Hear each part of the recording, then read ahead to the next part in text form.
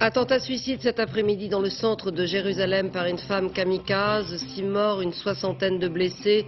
C'est arrivé peu après la première rencontre entre Colin Powell, l'émissaire américain, et Ariel Sharon, et alors que débute une polémique sur la situation dans le camp de Jénine, où des centaines de Palestiniens ont trouvé la mort.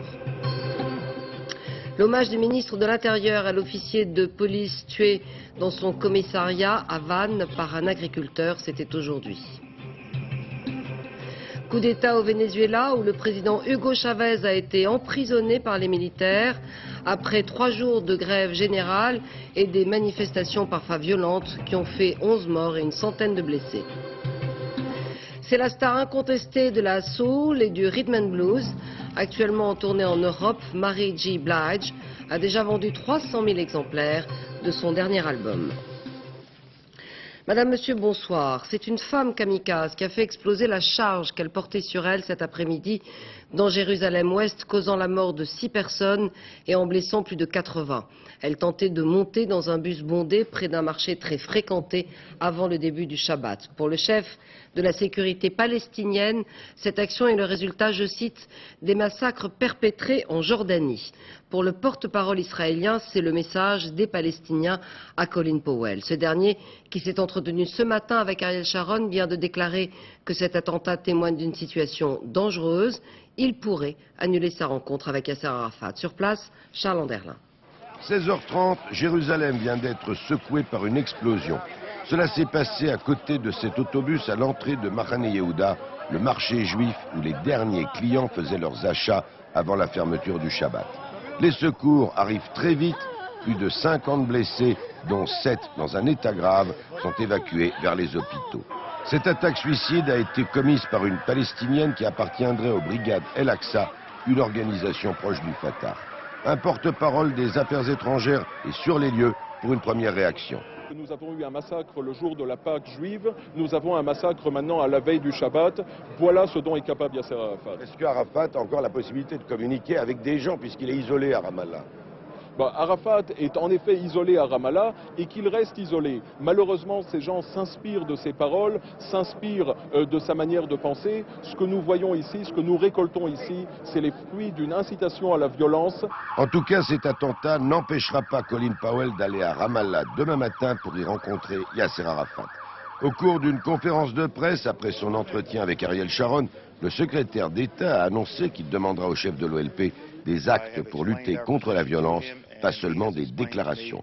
Le Premier ministre israélien a affirmé, lui, qu'Israël espérait terminer bientôt son opération contre les infrastructures terroristes. Et Colin Powell d'admettre qu'il n'avait pas eu de réponse précise d'Ariel Sharon sur la durée de l'offensive israélienne en Cisjordanie. La médiation américaine s'annonce très difficile. Et je vous parlais bien tout à l'heure de la Cisjordanie et non pas de la Jordanie, comme vous auriez pu mal le comprendre. Charles, bonsoir. Alors, Colin Powell pourrait effectivement renoncer à rencontrer Yasser Arafat ? Oui, la décision n'a pas encore été prise. Ce n'est pas une mince affaire que d'annuler une visite où les problèmes de sécurité sont un véritable casse-tête. En tout cas, si M. Powell annule sa rencontre avec Arafat, ce sera un geste envers les Israéliens, envers Ariel Sharon. Sa discussion avec le Premier ministre israélien a été assez difficile aujourd'hui. Mais tôt ou tard, comme il doit négocier un cessez-le-feu, M. Powell sera obligé de se rendre à la Moukata, à Ramallah, pour en discuter avec Yasser Arafat. Il est obligé de le faire, sinon demain, du moins après-demain. Merci Charles. Depuis le début de l'opération Rempart lancée par Ariel Sharon il y a 15 jours, il y aurait eu 29 soldats israéliens tués. Côté palestinien, l'armée israélienne reconnaît avoir arrêté 4000 personnes. Quant au nombre de morts qui se comptent par centaines, il fait l'objet d'une polémique. Ainsi, à Jénine, occupée et assiégée par l'armée israélienne depuis maintenant 10 jours, la situation est extrêmement préoccupante. La ville palestinienne, qui habite un camp de réfugiés où vivent environ 15 000 personnes, a été totalement dévastée selon de nombreux témoignages. Il y aurait eu des centaines de morts, des milliers d'arrestations. Nos envoyés spéciaux sur place se sont rendus dans la ville, mais n'ont pas pu pénétrer dans le camp proprement dit, où l'armée israélienne interdit l'accès aux journalistes. Agnès Varamian et Philippe Turpot. À l'entrée de la ville interdite, le silence plombe l'atmosphère. Les chars sont passés là, sur la route vers le camp. Les habitants se terrent chez eux, le couvre-feu est permanent. Pour la presse, il n'est pas permis de se faire prendre. L'armée israélienne nous dissuade de progresser plus avant. Et quand je vois quelqu'un comme ça qui bouge la nuit, ou par exemple maintenant je vous ai vu dans les petits tunnels, je vois personne, je ne sais pas qui c'est, je ne sais pas si c'est des journalistes ou pas. Nous réussirons à fausser compagnie à cette patrouille pour ne pas être expulsés. Mais à 100 mètres du camp, nouveau barrage. Repli alors vers l'hôpital. Seule une trentaine de blessés sont arrivés jusque-là. Je pense que tous les blessés sont morts, car c'est le 10e jour. C'est pas possible. D'hémorragie ou d'autres choses, je pense qu'ils sont tous morts. À l'intérieur, les lits sont vides. Les médecins désœuvrés. Leurs ambulances ne passent pas jusqu'au camp. Ali Abou Saria a été capturé par les soldats israéliens. Ils l'ont utilisé comme interprète avant que ce Palestinien ne se fasse tirer dessus. Par chance, d'autres civils l'ont évacué. Dans la ruelle où on habitait, dit sa femme, il y avait de la place pour une voiture. Maintenant, 2 chars peuvent passer. Ces femmes, sorties avant-hier du camp, parlent de dizaines de morts. Mouassar Abou Ali raconte qu'elle a vu de ses yeux des bulldozers israéliens chargés des cadavres dans 3 camions. Des colonnes de poussière montent du camp. L'armée israélienne ne paraît pas sur le départ, même si l'intensité des combats semble avoir nettement diminué aujourd'hui. L'armée israélienne, qui estime que 250 Palestiniens ont été tués dans ces combats, récuse toute accusation de massacre, alors que les Palestiniens, eux, demandent qu'une commission d'enquête puisse se rendre sur place, ce camp étant sous administration des Nations Unies. Les Palestiniens avancent le chiffre de 300 à 500 morts. La polémique embarrasse les autorités israéliennes. Dorothée Oliéric. Les Palestiniens l'appellent le massacre de Jénine. Les Israéliens, eux, parlent de désinformation ou de calomnie. Ce qui est sûr, c'est que depuis le 3 avril, les combats furent ici acharnés. Ce matin, le porte-parole de l'armée israélienne avait avancé le chiffre de plusieurs centaines de Palestiniens tués dans les combats. Mais un peu plus tard, l'armée a rectifié, parlant de tués et blessés. Sur ce camp qui ne dépasse pas 1 km², les Palestiniens, pour leur part, affirment qu'il y aurait eu 500 tués, dont des civils qui auraient trouvé la mort dans le dynamitage de leur maison. Un haut responsable palestinien a demandé aujourd'hui la création d'une commission d'enquête internationale. Il n'y a eu aucun massacre, je peux vous l'assurer. Il y a eu de lourds combats et il y a eu malheureusement des pertes des 2 côtés. Il n'y a pas besoin de commission internationale. Tout ce que nous disons est vérifiable. En ce qui concerne les pertes israéliennes, le chiffre officiel est de 23 soldats tués dans la bataille de Jénine. Ce qui est sûr, c'est qu'il y a eu un horrible massacre dans le camp de réfugiés de Jénine. Israël a cherché à dissimuler ces crimes. L'armée a ainsi retardé son retrait pour avoir le temps de cacher tous ces crimes. Retranché dans son QG de Ramallah, Yasser Arafat n'a parlé ni de crimes ni de massacres, mais déclaré que les Palestiniens étaient prêts à mourir pour Jérusalem. Pierre Poupart, bonsoir. Vous êtes le représentant de l'UNICEF sur place. Alors, est-ce que vous, vos collaborateurs, ont pu rentrer à un moment donné ou à un autre dans le camp de Jénine? Il est impossible de rentrer dans le camp de Jénine encore aujourd'hui. La Croix-Rouge internationale, l'Agence des Nations Unies pour les réfugiés, l'UNICEF, nous n'avons pas pu rentrer dans le camp. Nous sommes arrivés avec des vivres pour la population. Nous avons pu déposer ces vivres à l'entrée du camp. Il y a un hôpital, il y a aussi les locaux du Croissant Rouge palestinien. Nous n'avons pas pu rentrer dans le camp. Ça veut dire qu'aucune aide alimentaire et aucun médicament ne peut être distribué à la population civile qui se trouve là-bas? C'est exactement cela, à l'intérieur du camp. Et d'ailleurs, nous ne savons pas combien de gens sont encore là, combien de femmes, combien d'enfants, combien de blessés aussi sont restés à l'intérieur du camp, puisque aucune information n'est possible, puisque nous ne pouvons pas rentrer. Donc, pas de distribution pour cette population. Heureusement, les distributions s'organisent pour la population qui a quitté le camp, qui a fui le camp depuis 2 jours, et qui se trouve maintenant dans la ville de Jénine, dans les mosquées, dans la municipalité, dans des familles, et la distribution s'organise tant bien que mal, sachant que le couvre-feu... Pierre Poupart, comment se fait-il qu'une institution comme l'UNICEF, les Nations Unies, ne puisse pas avoir accès à ce camp qui est sous votre protection, si je puis dire? Le camp n'est pas sous notre protection, le camp est encadré par l'armée israélienne actuellement, et lorsque la Croix-Rouge ne peut pas rentrer dans le camp de Jénine, on est vraiment dans un cas exceptionnel. On n'a jamais vu cela. Un couvre-feu se traduit toujours par une levée du couvre-feu qui permet des corridors pour les médecins, pour les infirmiers, pour le personnel médical, mais aussi pour le personnel humanitaire. Nous sommes vraiment désespérés. Nous ne pouvons rien faire. Et les plus désespérés, ce sont les Palestiniens eux-mêmes. L'hôpital, nous étions juste à côté de l'hôpital, à l'entrée du camp, il y a un hôpital, il y a là des médecins palestiniens, il y a là des infirmiers. L'hôpital est vide, il n'y a pas un blessé, il n'y a pas une personne dans cet hôpital. Et ces gens-là savent très bien qu'à 150 mètres de là où ils sont, il y a des gens qui sont en train de mourir. Voilà la réalité actuelle. Merci Pierre Poupard pour ce témoignage. Et pour terminer sur la situation en Israël, je vous rappelle que le siège de la basilique de la Nativité à Bethléem en est aujourd'hui à son 11e jour, sans qu'aucune issue n'apparaisse. Les 200 personnes, combattants et religieux retranchés dans la basilique et les cloîtres n'ont pu recevoir les vivres dont ils ont besoin. En France, rassemblement silencieux cet après-midi dans le centre de Vannes après la mort du lieutenant de police Régis Ricbuch, tué à 36 ans par un agriculteur armé d'une Kalachnikov. Ce dernier avait fait irruption dans le commissariat de police.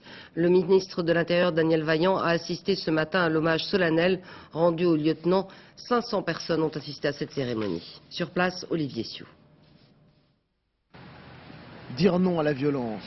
Sur les marches de la mairie de Vannes, ils sont plus d'un millier unis dans la même indignation, mais aussi la même gratitude pour un policier jugé exemplaire.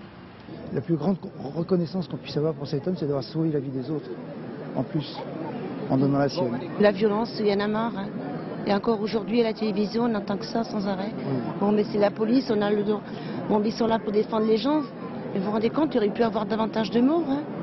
Dans la matinée à l'école de police, c'était cette fois l'hommage de la nation au lieutenant assassiné. Message symbolique et politique à la fois. Sans sécurité, il n'y a ni liberté, ni démocratie, ni cohésion sociale.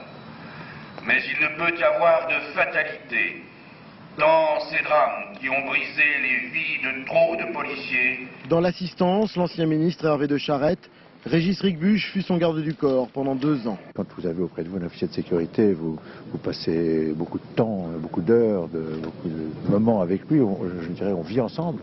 Et j'ai apprécié les qualités humaines, l'énergie, le courage de Régis Ricbuch. Après le raid et la DST, Régis Ricbuch avait choisi les rives, a priori plus clémentes, du Morbihan. Il repose désormais dans un petit cimetière de cette région qu'il commençait seulement à découvrir. Au procès de Patrick Dils devant la cour d'assises des mineurs du Rhône, journée difficile pour l'accusé où sa position a été confrontée à celle du magistrat qui a instruit l'affaire il y a maintenant 15 ans. Sur place, Dominique Verdeillan et Patrick Gleschmecker. 15 ans plus tard, le juge n'a pas oublié les aveux de Patrick Dils. J'étais sidéré, cela faisait froid dans le dos. Dans son bureau, Dils a parlé calmement, longuement, sans émotion, d'une manière réfléchie. Lors de la reconstitution, précise le magistrat, Patrick Dils a refait les gestes. À un détail près, troublant, il n'a pas resitué le lieu exact des crimes.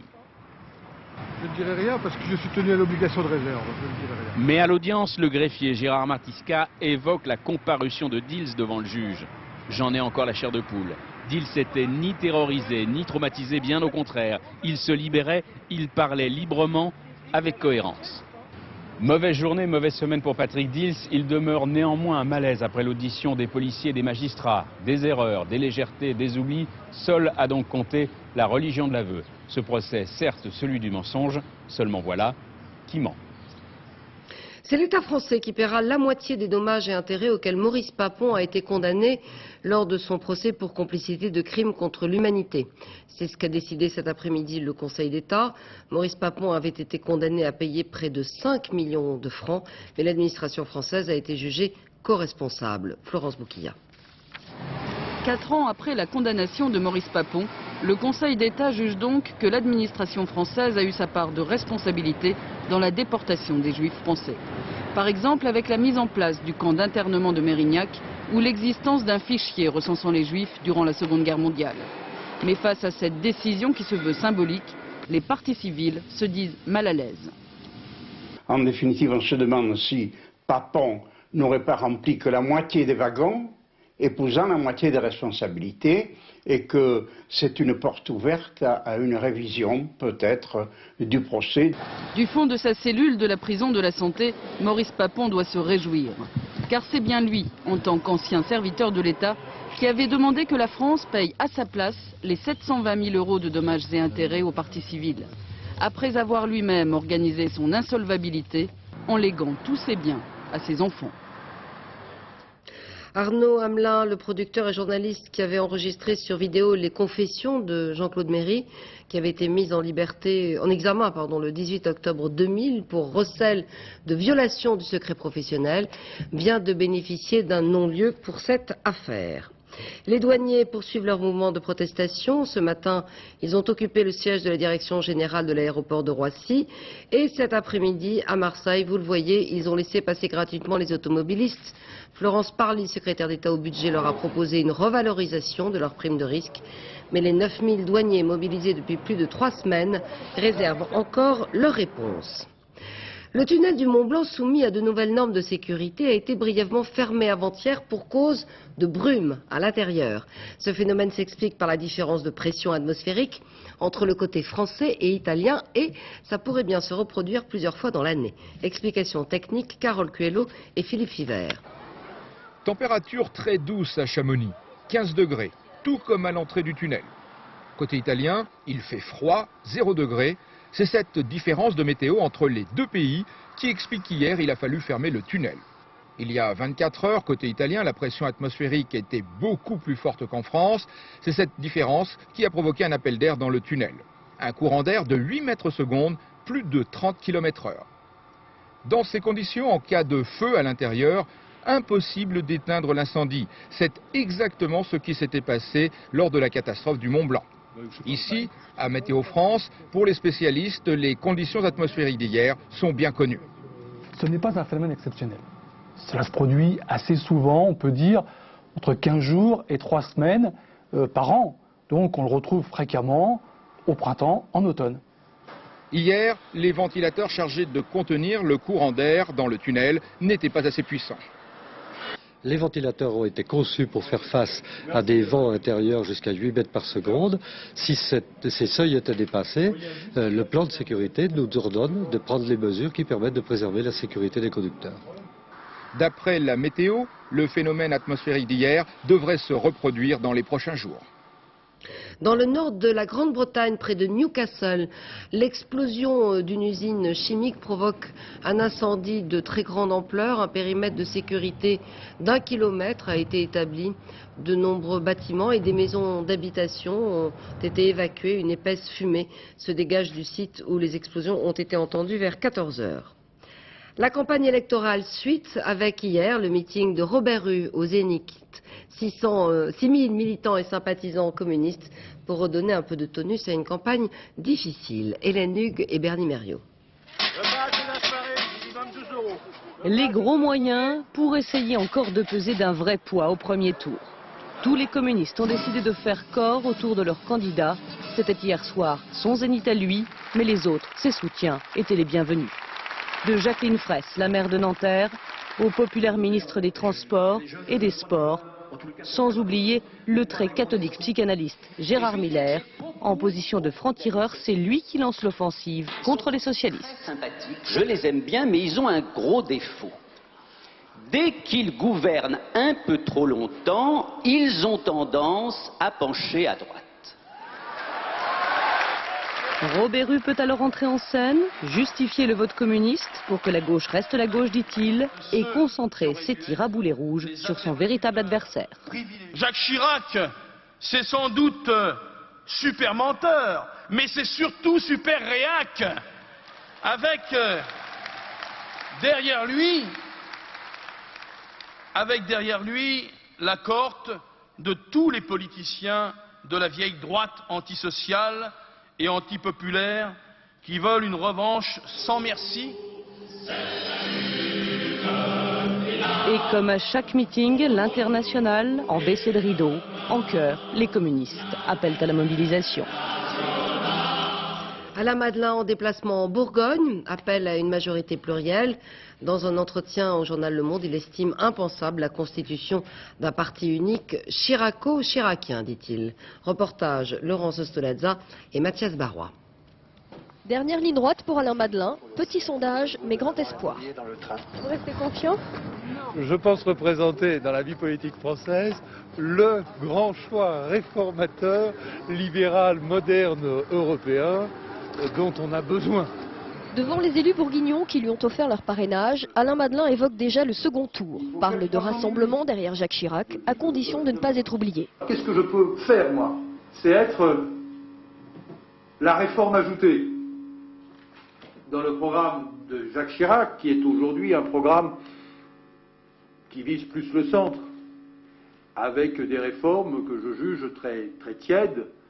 Au cœur de la Bourgogne, le candidat libéral prône sa révolution girondine, autonomie des régions et ruralité.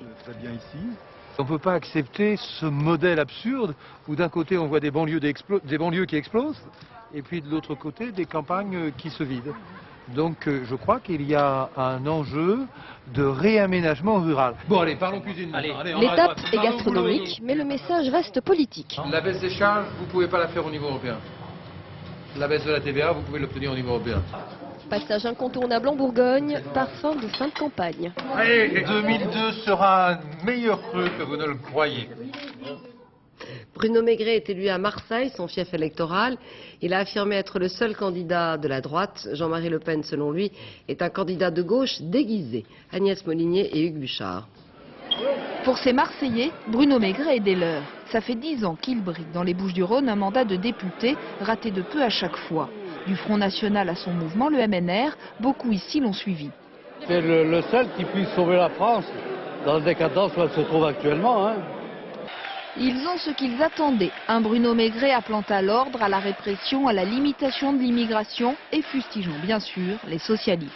Monsieur Jospin, par exemple, est pour le droit de vote des immigrés.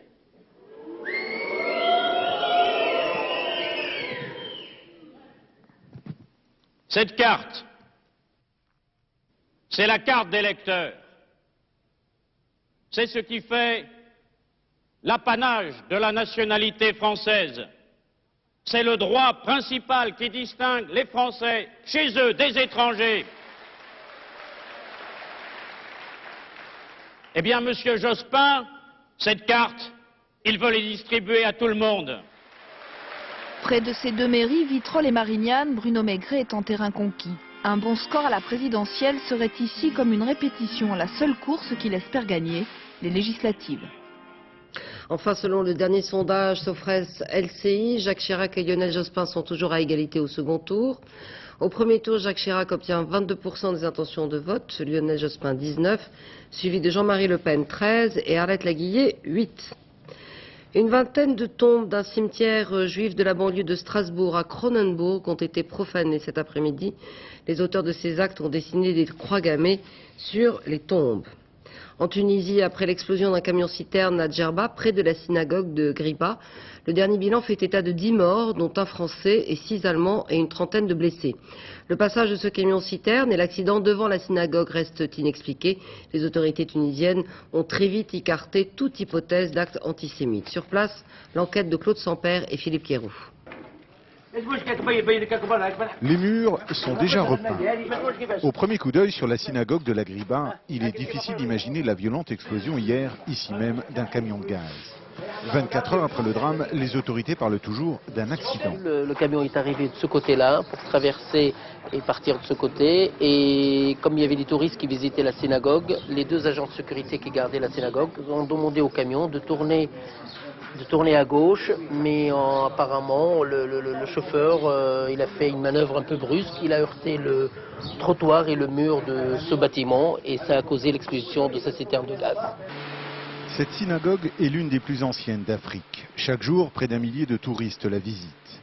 Hier, un groupe de vacanciers allemands venait d'arriver et plusieurs d'entre eux ont trouvé la mort. Ce matin, dans le principal quartier juif de Djerba, tout le monde parlait de l'événement. Ici, depuis des centaines d'années, juifs et musulmans vivent ensemble, en parfaite harmonie. Dans le quartier, on était frappé de voir les autorités politiques avancer si vite la thèse de l'accident. mais on s'efforce d'y croire tant bien que mal. Des choses comme ça, on ne peut pas savoir. Bon, c'est plutôt un accident, mais on ne peut pas savoir 100%. Ce soir, plusieurs questions restent sans réponse. Que faisait précisément ce camion de gaz dans cette ruelle devant la synagogue?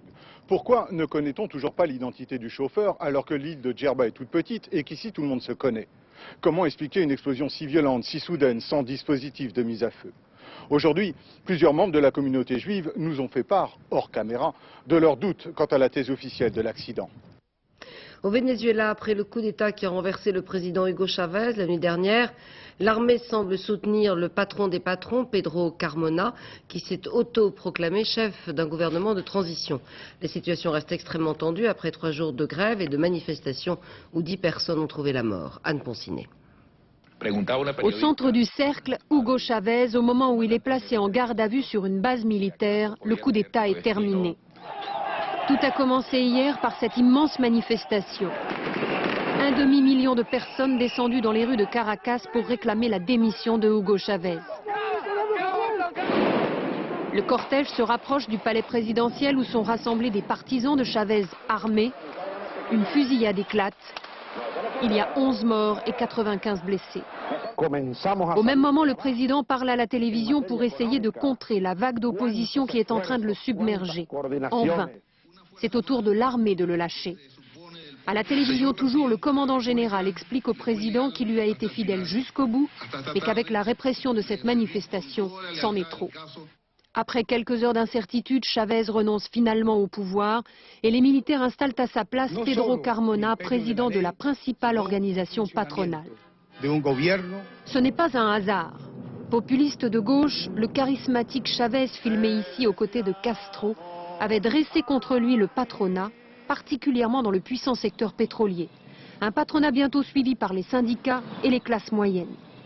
L'éviction de Chavez ne chagrine pas les États-Unis, qui aujourd'hui l'accusent d'avoir lui-même provoqué la crise.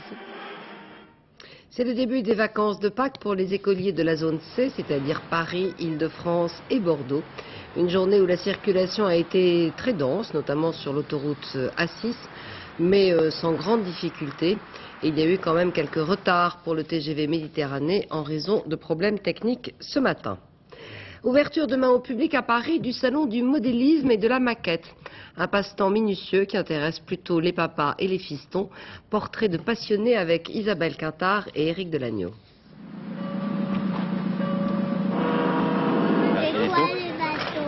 Le bateau qui... Dialogue improvisé entre René, le passionné, et une petite fille spectatrice inattendue. Ça mouille, les manteaux. Ouais, ça mouille.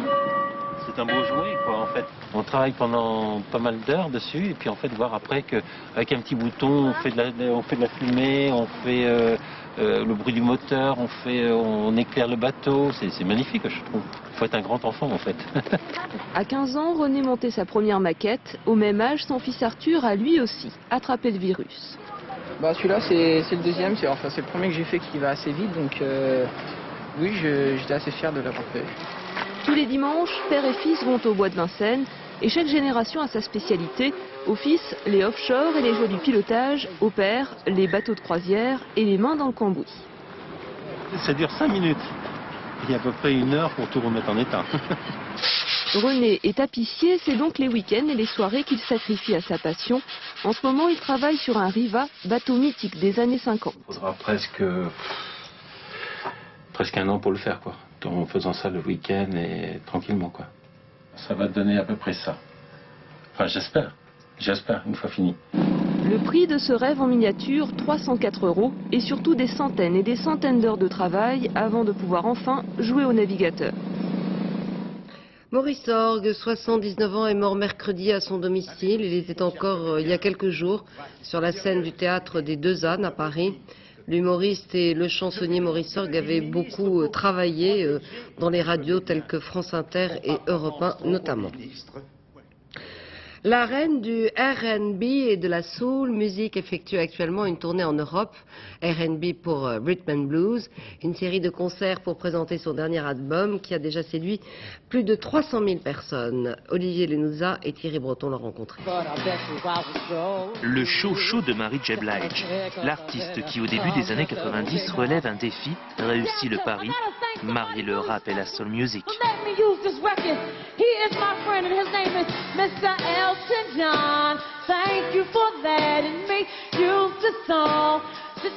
Dans ses chansons, Mary J. Blige relate ses expériences, raconte son adolescence dans les quartiers chauds de New York.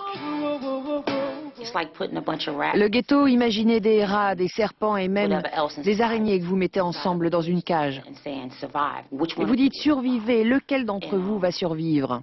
C'est difficile de rester vous-même dans un tel climat. Vous devez sans cesse vous rappeler qui vous êtes, car les autres ne vous laissent pas ce droit.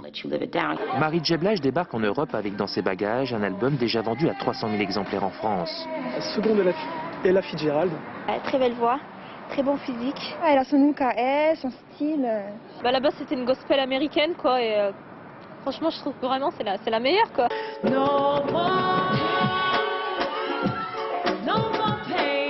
No More Pain, plus de douleur, des paroles, une chanson et puis un combat, la lutte contre le sida.